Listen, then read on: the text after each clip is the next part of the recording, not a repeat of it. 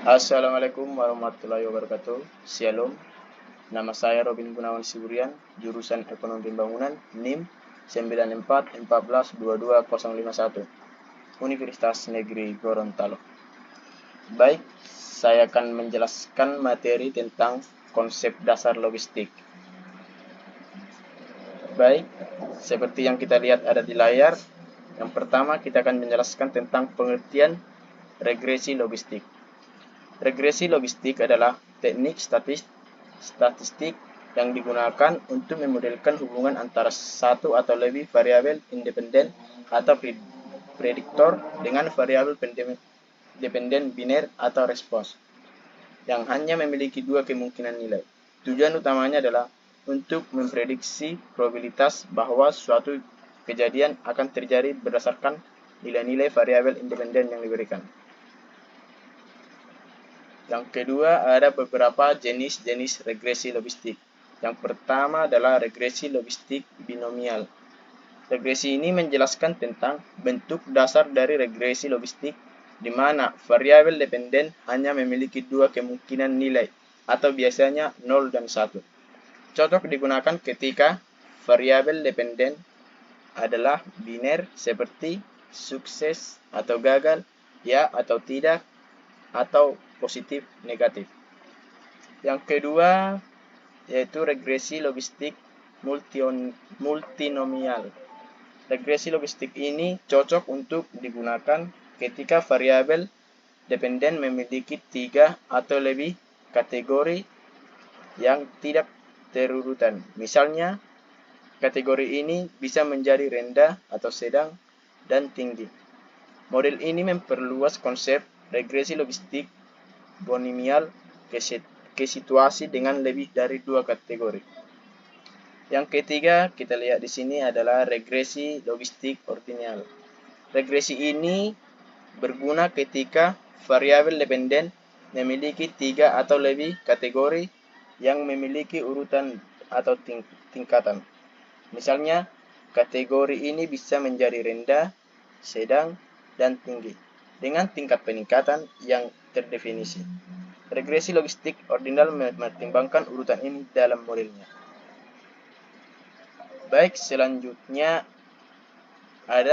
kita lihat di layar fungsi regresi logistik.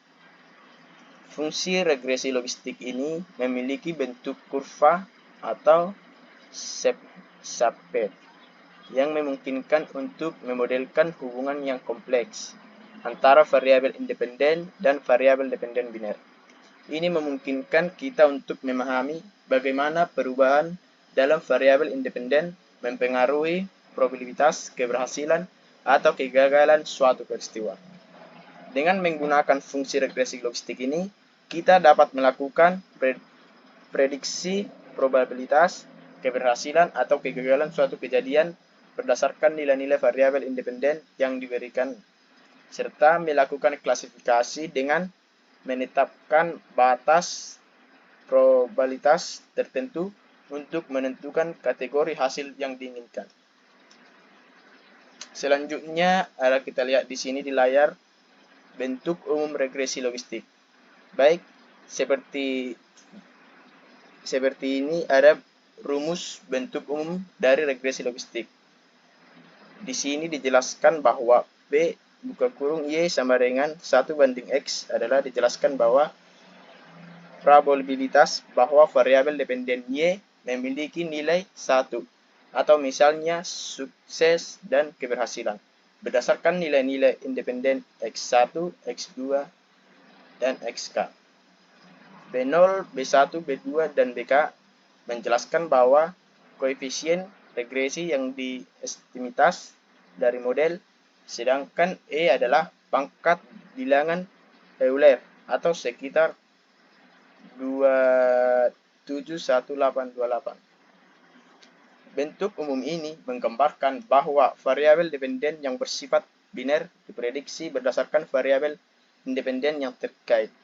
Fungsi logistik 1/1 tambah E dengan Z adalah fungsi linear dari variabel independen, menghasilkan output yang berada dalam rentang antara 0 dan 1. yang sesuai dengan probabilitas keberhasilan.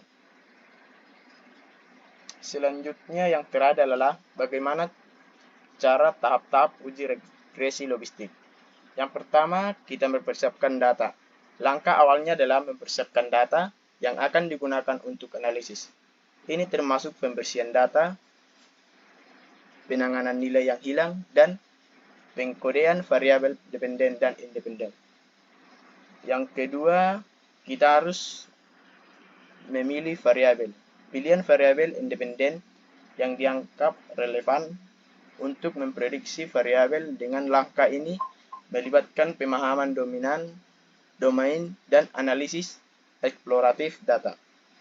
Yang ketiga adalah pembagian data.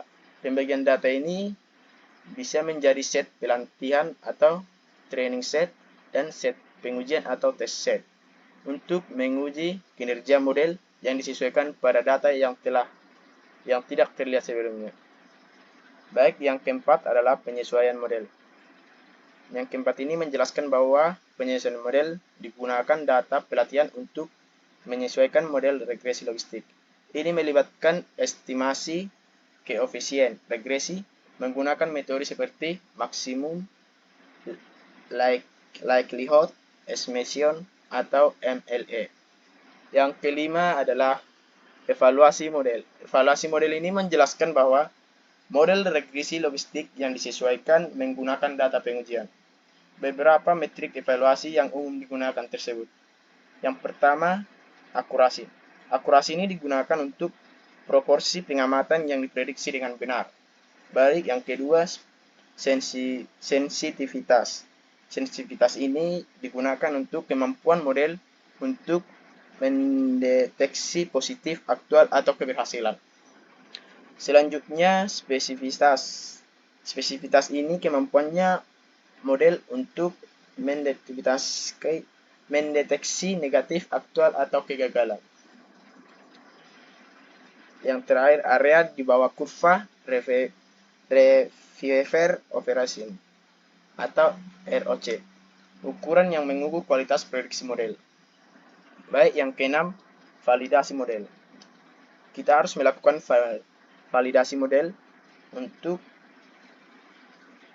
menggunakan teknik lainnya untuk memastikan bahwa model tidak terlalu disesuaikan dengan data pelatihan dan dapat digeneralisasikan dengan baik ke data baru. Yang ketujuh adalah interpretasi hasil. Interpretasi hasil ini digunakan untuk memahami hubungan antara variabel independen dan variabel dependen. Identifikasi variabel yang paling mempengaruhi terhadap probabilitas keberhasilan atau kegagalan. Yang ke-8 adalah peningkatan model.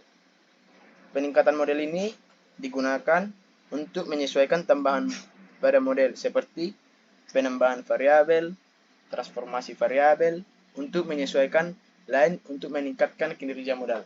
Baik, yang terakhir adalah pelaporan dan penyajian. Di mana kita selesai melakukan pendataan, kita harus melakukan pelaporan hasil analisis secara jelas dan menyeluruh, termasuk interpretasi model, evaluasi kualitas, dan kesimpulan yang diambil dari analisis regresi logistik. Baik, sekian dari saya. Mohon maaf jika ada perkataan yang salah. Terima kasih.